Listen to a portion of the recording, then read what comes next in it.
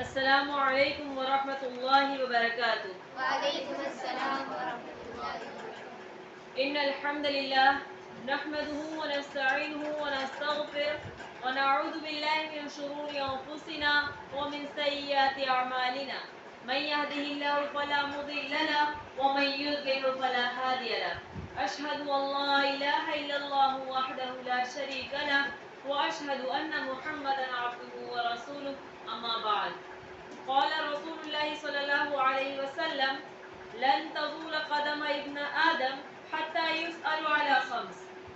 عزیز سامعات، آج اس نادیہ میں میری تقریر کا عنوان ہے 5 سوال۔ قیامت کے دن اللہ تعالیٰ اپنے تمام بندوں کو اکیلے اکیلے بلائے گا اور ان سے اکیلے اکیلے 5 سوال کرے گا۔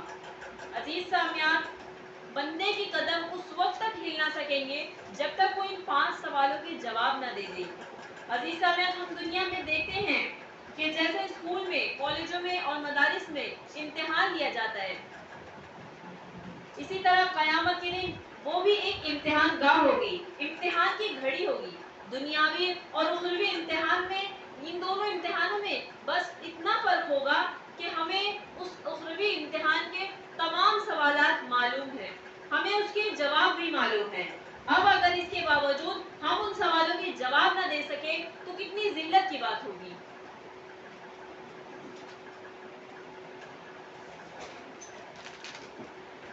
عزیز سامعات، دنیا کے اندر جب کوئی فیل ہو جاتا ہے تو اسے دوسرا موقع دیا جاتا ہے کہ وہ فیل ہو کے ری ایگزام دے سکے، وہ دوبارہ سے امتحان دیتا ہے، اس کو دوبارہ موقع ملتا ہے، مہلت ملتی ہے تاکہ وہ پاس ہو کر اگلی کلاس میں جا سکے۔ لیکن رب العالمین کا جو امتحان ہوگا اس میں کوئی مہلت نہیں ہوگی، دوبارہ سے امتحان بھی نہیں لیا جائے گا اور نہ ہی کوئی دنیا میں واپس آ سکے گا کہ یہاں اگر دوبارہ سے کوئی نیکی کر لے۔ عزیز سامعات، وہ 5 سوال یہ ہوں گے۔ سب سے پہلا سوال ان عمرہ فیما افناہ، بندے کی عمر کے بارے میں کہ عمر کہاں خرچ کی۔ اللہ تعالیٰ پوچھے گا کہ میں نے تمہیں 60-70 سالہ زندگی دی تھی، تم نے وہ کہاں خرچ کر دی۔ دوسرا سوال جو ہوگا ان شبابہ، اس کی جوانی کے بارے میں، فیما افناہ، کہ اس کو کہاں خرچ کرائے ہو۔ اب اگر ہم غور کریں تو معلوم ہوگا کہ جوانی بھی ساری عمر کا ایک حصہ ہے، لیکن جوانی کا سوال الگ سے کیوں ہوگا؟ عزیز سامعات، جب یہ الگ سے سوال کرنے کا مطلب ہے کہ جوانی میں ہی سب سے زیادہ عبادات، نیکیاں کی جا سکتی ہے اور اسی عمر میں انسان گمراہ بھی ہو سکتا ہے، بہک بھی سکتا ہے۔ تو ہم سب کو چاہیے کہ ہمیں اس سے ڈرے، اور یہ الگ سے اسی لیے آیا ہے ہمیں ڈرانے کے لیے، سختی کرنے کے لیے، تاکہ یہ بیان کیا گیا ہے کہ دیکھو اے نوجوانوں، کہیں تم بہک نہ جانا۔ تیسرا اور چوتھا سوال انسان کے مال کے بارے میں کیا جائے گا۔ انسان کا مال، کہ مال کہاں سے کمایا اور کہاں خرچ کر دیا۔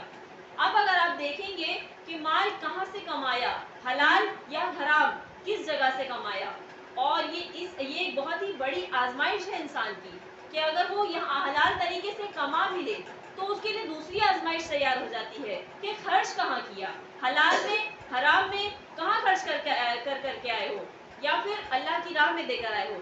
اس تعلق سے انسان سے سوال ہوگا۔ اور 5واں سوال جو ہے وہ انسان کے علم کے بارے میں ہوگا کہ جو علم تم نے حاصل کیا اس پر تم نے کتنا عمل کیا۔